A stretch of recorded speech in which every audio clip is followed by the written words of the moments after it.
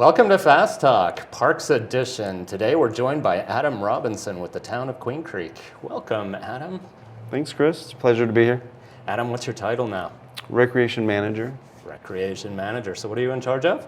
In charge of recreation, all things. In addition to kind of the parks master planning, selecting the parks, park sites, what goes in the parks, that kind of stuff. So you're in charge of the parks. That's awesome. So recently we added Mansell Carter just before we went into lockdown. That was a great addition to the parks plan. We have Desert Mountain now and Founders Park, which is the first park in the town. Yep. When was that one opened? Do you remember? It was late 90s that it was handed over to the town as a park site. Late 90s. And so we have a new addition coming. What is that one?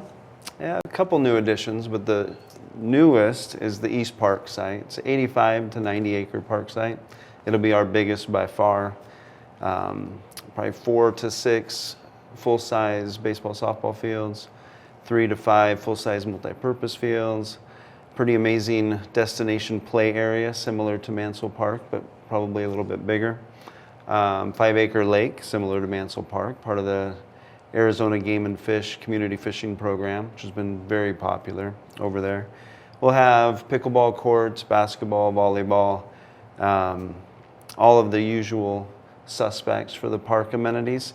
And then just a few months back, council approved us to move forward with building a recreation and aquatic center, both on the East Park sites. We're kind of excited about getting that started.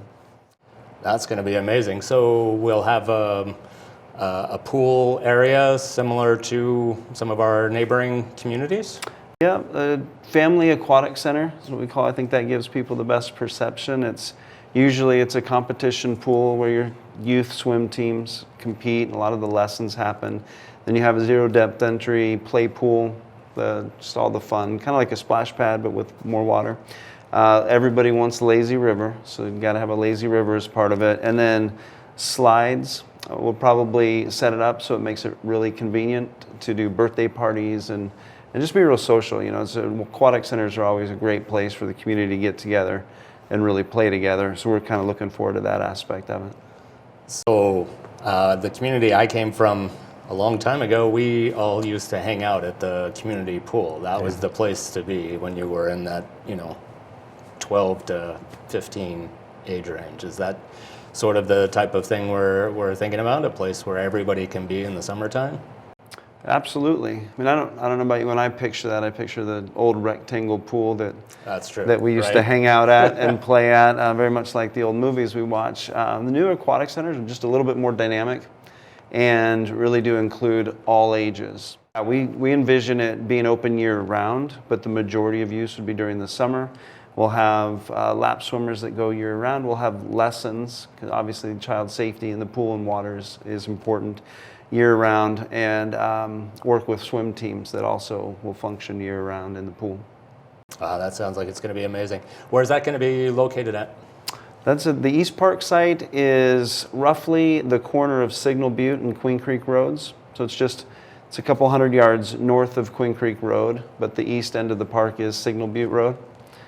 Yeah, we're real excited about that site because it is, again, the biggest park. It allows us to do a bigger variety of sports and activities there. We're able to get more partners involved in terms of use of the site.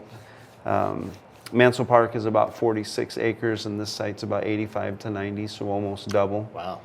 Yeah. That part's kind of exciting. That is. So we'll have a lot more space for our sports teams. I know that's one of the things that you look at is how many acres of park. What was that measurement that you used? Acres of park per 1,000 residents or something to that effect? Yeah, acres per park, acres of park per 10,000 residents. So, we could really nerd out on numbers for a long time here and go into it, but generally speaking, we get about 51 acres. We're aiming to get to about 51 acres per 10,000 residents. So that's basically, it is exactly what it says. You have 10,000 residents, 51 acres. 20,000, you'd want 102 acres.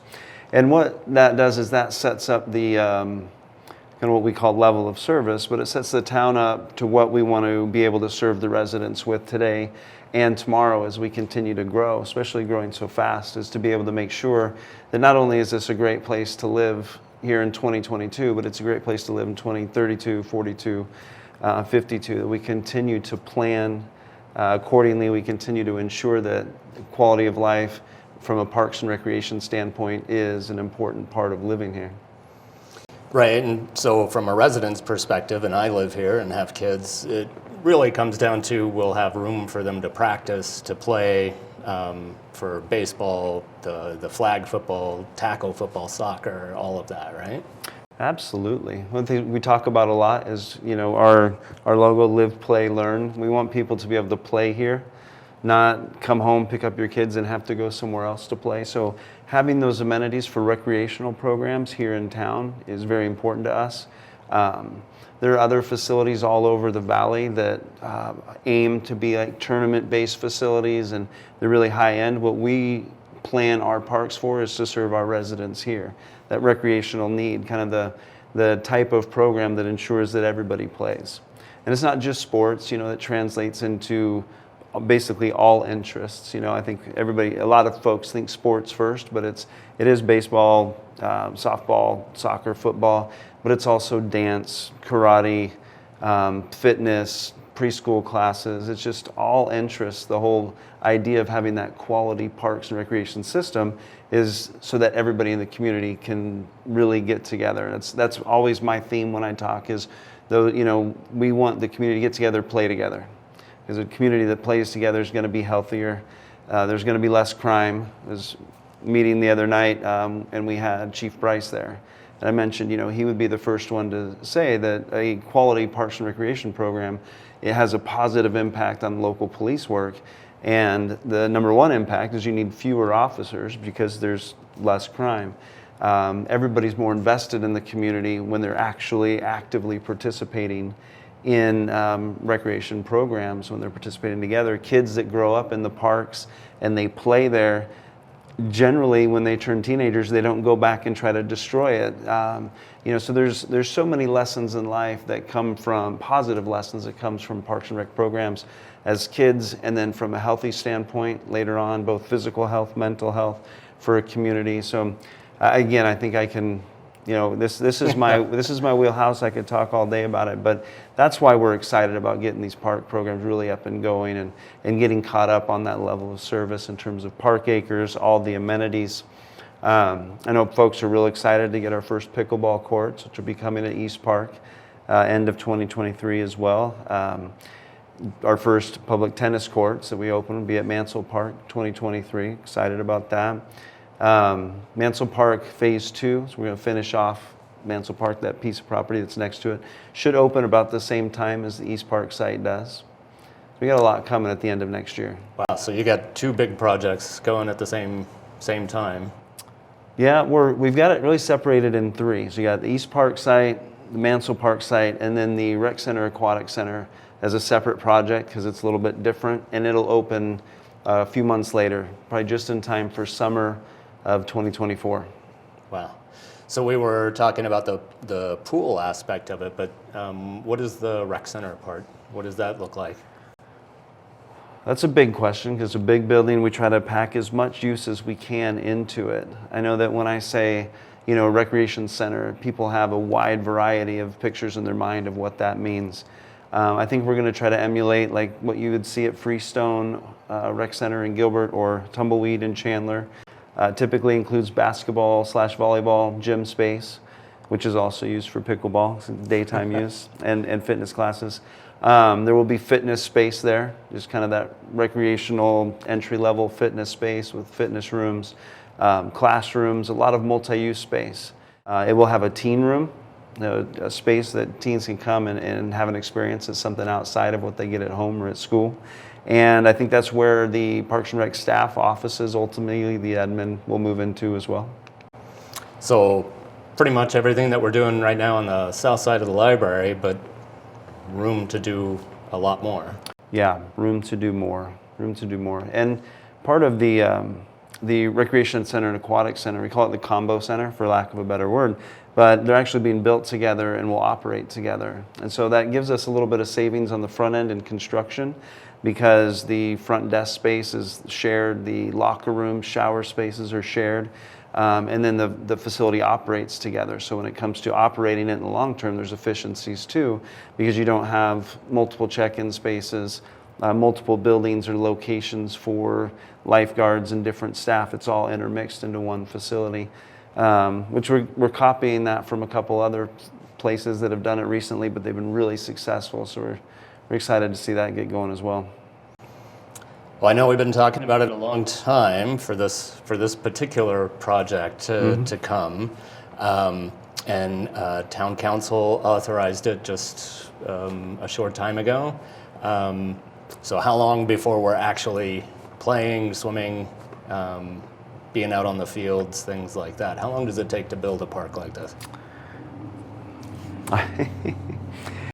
We're looking to open both park sites in November of 2023. Wow. So that's about somewhere between 18 and 20 months from now. It's a pretty accelerated schedule, but I think we've got a jump start on the East Park site, and Mansell Park is smaller, so I think we're going to be successful in getting those done. The Aquatic and Recreation Center, the Combo Center, is a little bit longer, so we're starting from scratch there. So that will be opening up, like I said, probably about May of 2024, so just over 2 years away. Yeah, that doesn't seem like a lot of time to get all of that work done, but we'll be impressed when we're out there. So we've been referring to it as East Park, and that's sort of the placeholder name that was always in the plan. Is that going to be the name? Is there a process for naming parks? How does that work? Yeah, we're actually taking the park naming process to Town Council at the next council meeting. We're going to use all of the suggestions that were given previously for that and other park sites, and so we can ultimately make a selection and call it something besides East Park, which we all kind of know it as. So it would actually work, but it's so generic that Right. I don't think it would be recognizable enough to folks that have to use it. Right. Plus, with the annexations and everything now, it's more like central Right. than east. But we'll look forward to finding out what that name is and how that goes about. So we're excited to get East Park and the expansion of Mansell Carter. But what's next? What's next? Besides that, it's hard to see past that, but one of the things I did want to kind of talk about in terms of Parks and Rec in town is we develop a 10-year master plan. And so what we've been talking about so far is the first 5 years of that master plan, and there is still years 6 through 10 and then beyond. And the way we develop those plans is we do an absolute ton of public outreach, whether it's through surveys or stakeholder meetings, workshops, and we work with our Parks and Recreation Advisory Committee, and we just get tons of input. We compare what we would want to see Queen Creek become in terms of quality of life and match and other agencies around the country that match us demographically and geographically. And so as we build towards that, that's where we develop that plan for the second 5 years and beyond as we look, because we know that demographics change over time. As the town grows up and expands, it will change. So we want to make sure that we're planning a park system that's agile enough to be able to change and serve new needs and new wants. And so years 6 through 10 is really a focus on us looking for more park properties purchased so we can keep up with, have enough park acres for all of the people that are moving here so fast. And then we're just going to align which is the next park sites to build based on when the populations are coming in. So you mentioned the plan. Who helps develop the plan, and where can people find the plan? Is it written down? Is this something people can look at? How does that work? Yeah, it's you can get it online on queencreekaz.gov. It's called Parks and Recreation Master Plan Updates from 2018 is when it was approved, but it's got its own website. And it's developed basically through, it's kind of describing just input from every direction. And we put the most focus on the public input. So it's, when we do the survey, it's a scientifically valid survey where we hit the entirety of Queen Creek. When we do stakeholders, we talk to those that are actively in the parks today. What works best for you? What do you see coming in the future? When we work with the Parks and Recreation Advisory Committee, that's a group of folks that represent every area of town. So they're who we funnel a lot of this information through to develop the plan. Ultimately, that goes to council, and council then again shapes it a little bit more. And so that final plan that you can find online is the one that was adopted in 2018. So along those lines, you mentioned the committee. How does somebody get onto that committee? Can somebody a citizen's out there right now and they're saying, I want to help with the parks plan. Is that something that they can do, or do they need a special background? How does that work? There's no special background needed. The number one thing we look for is someone who's willing and wanting to help out in town, like literally put their time towards making Queen Creek a better place. Right now, the committee is full in terms of all the memberships. All the member spots are filled. There are term limits now. So every 2 years, starting I think in 2 years from now, we'll have a couple of openings each 2 years.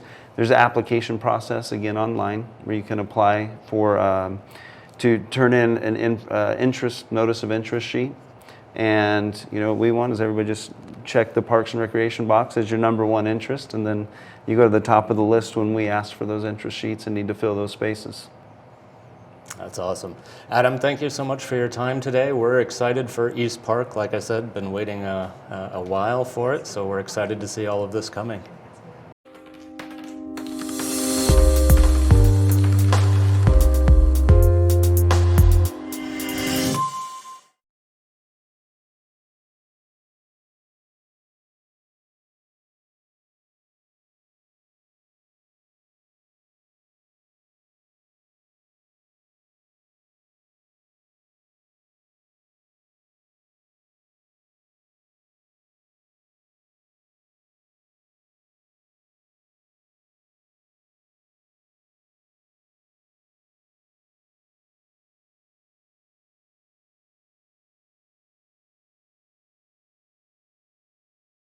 Right, so even if somebody's not going to be on the Parks Committee, they can always reach out and provide input. It sounds like there's a lot of interviewing of the stakeholders, of the community as a whole, to try and develop the plan for the next set of years that go out. Is that Absolutely, right? Absolutely. We are always open to input. All of the Parks and Rec Advisory Committee meetings are open to the public, so you can attend. You can send in, if you email in information, we'll get it out to the committee. And Chris, thanks for having me today. If anybody has any follow-up questions or information you want to share, my name is Adam Robinson, Recreation Manager, Town of Queen Creek.